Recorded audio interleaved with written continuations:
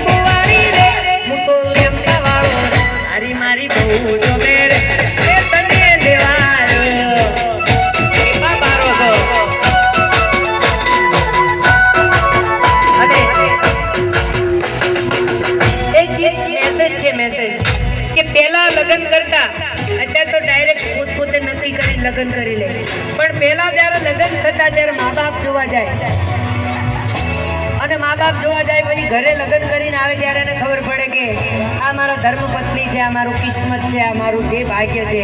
અને ત્યારે મેં મારા અનુભવથી આ ગીત બનાવ્યું હતું કે મને ખબર પડી ને તા ખબર પડી ગો હો એટલે આ ગીત મેં બનાવ્યું હતું કે કોલેજ ભણવા જતી નથી ને જવા દેતી નથી, આ મને જમકુડ